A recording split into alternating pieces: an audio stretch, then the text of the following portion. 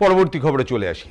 এবার সন্দেশখালীর একটি পুকুর থেকে উদ্ধার 3টি আগ্নেয়াস্ত্র, 32 রাউন্ড কার্তুজ। এই অস্ত্র উদ্ধারের ঘটনায় গ্রেপ্তার হন তৃণমূলের পঞ্চায়েত সদস্য সমীর সর্দার। কোড়াকাটি গ্রাম পঞ্চায়েত এলাকায় তার বাড়ির পুকুরে তল্লাশি চালায় এসওজি ও সন্দেশখালী থানার পুলিশ। এরপরই সিভিল ডিফেন্স কর্মীদের নামিয়ে চলে তল্লাশি অভিযান। তারপরেই উদ্ধার হয় অস্ত্র, কার্তুজ। অস্ত্রগুলি কিভাবে পুকুরে এলো তা নিয়ে তদন্ত শুরু করেছে পুলিশ। এই বিষয় নিয়ে আমাদের সঙ্গে রয়েছে আমাদের প্রতিনিধি হাসানুজ্জামান। হাসানুজ্জামান, তৃণমূল নেতা গ্রেপ্তার, একজন তৃণমূল নেতা আসিক বিল্লাহ গ্রেপ্তার হয়েছিলেন, তার বিরুদ্ধে আর্থিক প্রতারণা, এবং তারপরেই এই আর এক তৃণমূল নেতা গ্রেপ্তার, তার বাড়ির পুকুর থেকে আগ্নেয়াস্ত্র উদ্ধার। এই সমস্ত ঘটনায় পরপর একের পর একাজ তৃণমূল নেতাদের বিরুদ্ধে অভিযোগ উঠছে।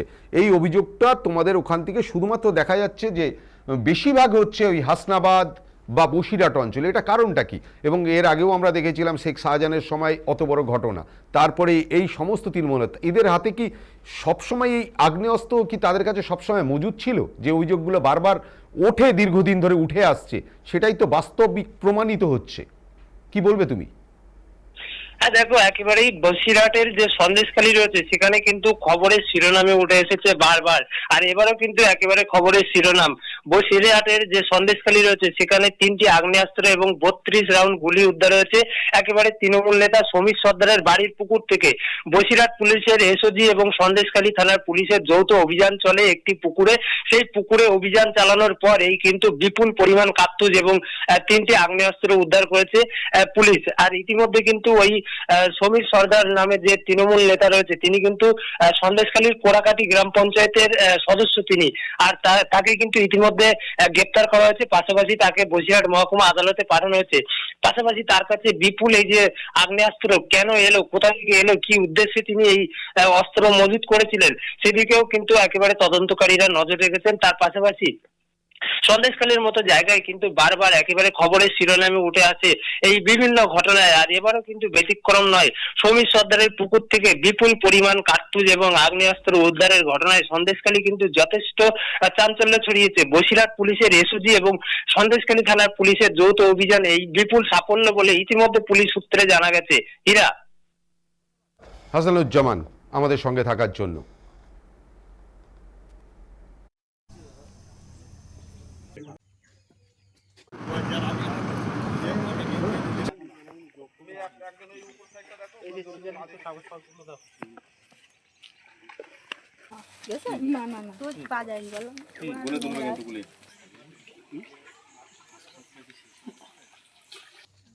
সন্দেশখালীর কোড়াকাটিতে তৃণমূল কংগ্রেসের পঞ্চায়েত মেম্বার সমীর সর্দারের বাড়িতে কাস্তুর, বোমা, পিস্তল, স্বয়ংক্রিয় রাইফেল পাওয়া গেছে।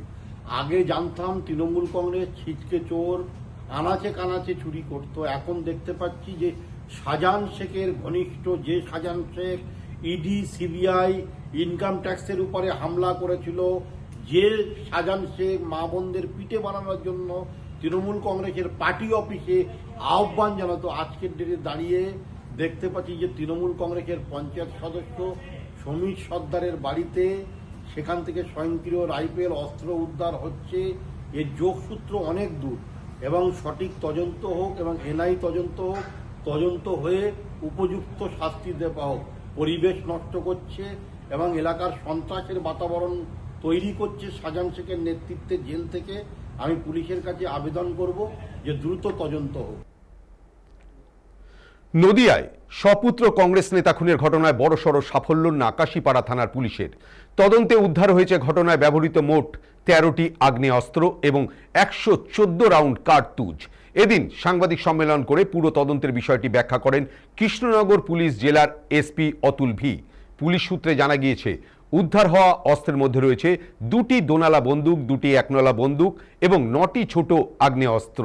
এছাড়াও উদ্ধার হয়েছে 12টি 12 বোরের কার্তুজ এবং 7mm এর 43টি কার্তুজ এবং 8mm এর 7 রাউন্ড কার্তুজ। নদিয়ায় জোড়া খুনের তদন্তে এই অস্ত্র উদ্ধারের ঘটনাকে অত্যন্ত গুরুত্বপূর্ণ হিসেবেই দেখছে পুলিশ প্রশাসন। প্রসঙ্গত বলে রাখা ভালো যে আগস্টের 15 তারিখ আনিসুর রহমান এবং তার পুত্র আবু সুফিয়ান খুন হন নাকাশিপাড়ার নাগাদির রেল গেটের পাশে। তারপরের থেকেই তদন্তে নেমেছিল নাকাশিপাড়া থানার পুলিশ।